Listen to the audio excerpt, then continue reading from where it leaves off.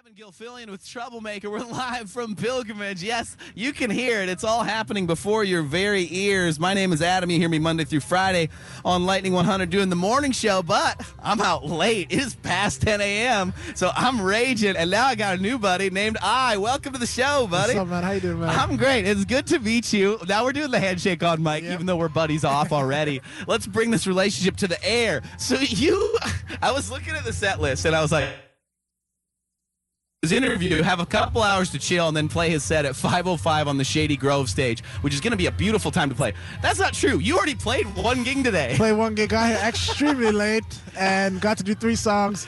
But then we go to rehearsal after this. We got to rehearse with the band. So we got a new guitar player in the mix. You are like, so you're not a Nashvilleian, but that sounds like a very Nashville day where you're like, okay, we booked 2 gigs. We think it's going to work, but who knows? Yeah. You got here. You played some tunes. I was literally running across this field. People were like, hi, Adam. I was like, I got to go. I got to do this thing. Yeah.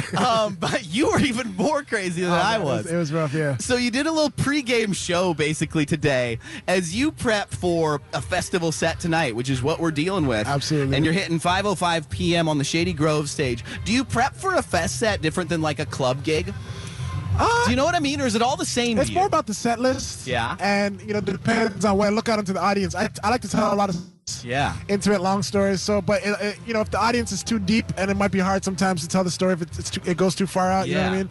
But I try to keep it. Like my music is my music, so I try to keep it the same. I'm not a jam band. I don't go crazy solos. Okay. I'm trying to give people an honest experience, so that kind of transpires no matter what show I'm doing. Yeah. But if it's in a venue or like a seater, soft seater, I'll be more. My stories are a little bit longer, right? You're a man that knows your surroundings. Yeah, definitely. Okay, I got you. So we had a DJ pick on one of your tunes not long ago. Yeah. Breaking Ground we're talking about. And after checking out more of your stuff online and also kind of your ethos, I was like, well, we need to be hearing this dude more on the radio. Please. And you're Canadian. I've had a real soft spot for Canadians lately. It's just like there's a ton of good music coming from Canada. Is that something that you've picked up on as well? I know you're doing it. Absolutely. You're part of it. Yeah, man. Canada, I think come from Canada, from Toronto. Because you're on the outside of everything in a way, it gives you a really unique perspective. And Toronto's a city, though, right? Yeah, Toronto's a full city. It's you know what I mean? Pretty big, not too shabby. Yeah. Like bigger than Bismarck, North Dakota? Yeah, pretty much. That's where I'm from.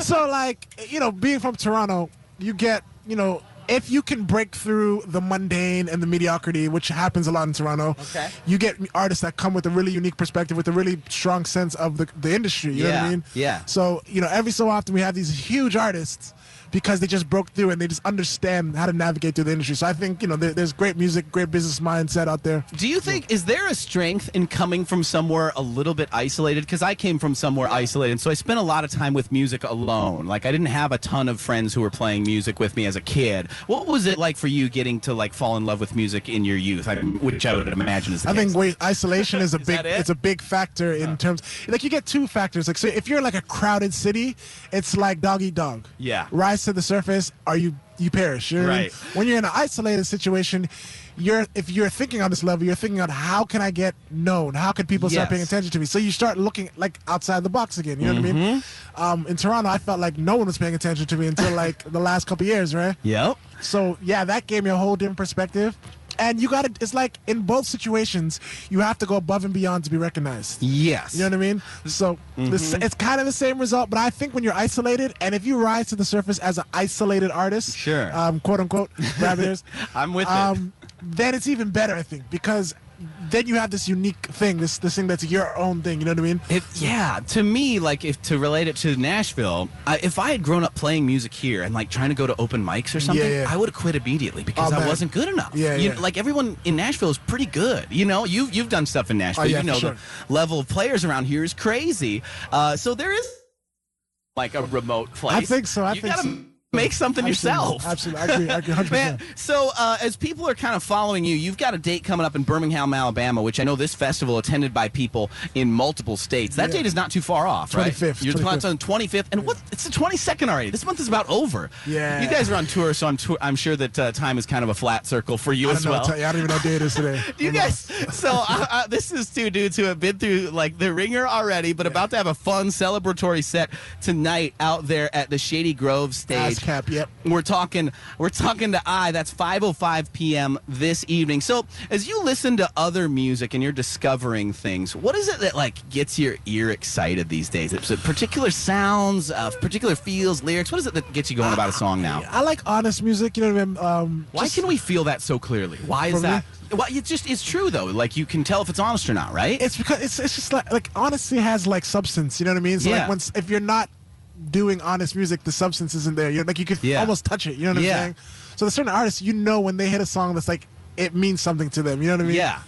So there's just, you know, I kind of look at the songwriting. Like, I don't care what genre it is. A good song is a good song. So if it's a great, well-written song, then that perks my arrows up, you know what I mean? But I don't discriminate in terms of, like, what genre it is. It's just now, like, we're on, like, Amazon, Apple, Spotify. You can listen to anything, you know what I mean? All day, every day. You have all options, so it's like, well, what do I want to hear? Which is an interesting thing to like really discover. I'm so thankful that you took the time to come hang with us today. It was great to talk to you. Do you imagine you'll be playing some more Nashville dates soon? Absolutely. We're coming back with Lauren Daigle. We're actually... Are you? Should I drop it? Wait, I don't know what you can and cannot say. I can say... The drummer is not sure. You're the singer. We can say. So we're playing 2 dates. This is a big one. This is a big one, Nashville. 2 dates at the Ryman Auditorium. Yeah, that's huge. Okay. In 2019. So that's coming up. Yeah, with Lauren Daigle. Yeah, that's huge. Wow. All right, 2 dates in Ryman. You said it first. I said it second, so I'm clear. All right, we're going to play some of your music in just a few. First up, we got Colors from Beck. Come hang at Pilgrimage, Nashville.